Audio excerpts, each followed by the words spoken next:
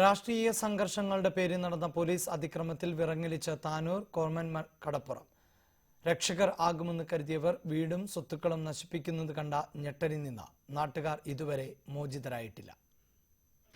CPM മുസ്ലിം league പ്രവർത്തകർ തമ്മിൽ സംഘർഷങ്ങൾ ഏറെ നടന്നിട്ടുണ്ട് താനൂർ കടപ്പുറത്ത്. പക്ഷേ അന്നൊന്നും നിരപരാധികൾ ഈ രീതിയിൽ പോലീസ് അതിക്രമത്തിന് ഇരയായിട്ടില്ലെന്ന് നാട്ടുകാർ ആരോപിക്കുന്നു. ഉപജീവന മാർഗമായ ഓട്ടോറിക്ഷകൾ വ്യാപകമായി നശിപ്പിക്കപ്പെട്ടു. കാറുകളുടെയും വീടിന്റെയും ചില്ലുകൾ തകർത്തു. വാതിൽ തകർത്ത് കയറിയ പോലീസ് വീടിനകത്തും അക്രമം നടത്തിയെന്ന് നാട്ടുകാർ ആരോപിക്കുന്നു.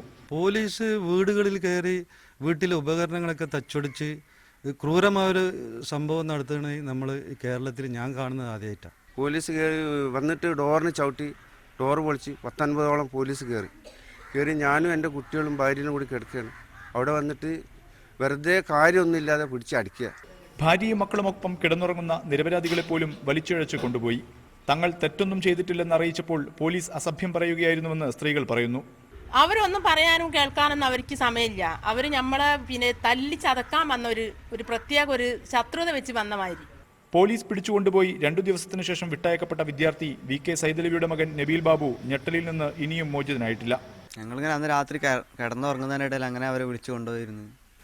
പിന്നെ ഒരുപാട് ഉപദ്രവിക്കുക, ബസ് കയറ്റി കൊണ്ടുപോകുക, അവർ മലപ്പുറം ക്യാമ്പ് കൊണ്ടുപോയി നിർത്തുക. സംഭവത്തിൽ വിദ്യാർത്ഥികൾ ഉൾപ്പെടെ 32 പേർ ഇപ്പോഴും റിമാൻഡിലാണ്. താനൂർ കടപ്പുറത്തുണ്ടായ രാഷ്ട്രീയ സംഘർഷത്തിൽ ഇരയാക്കപ്പെട്ടത് നിസ്സഹായരായ മനുഷ്യരാണ്. പോലീസിന്റെ ഭാഗത്തുനിന്നുണ്ടായ വീഴ്ചയെക്കുറിച്ചും കൃത്യമായ അന്വേഷണം നടക്കേണ്ടതുണ്ട്.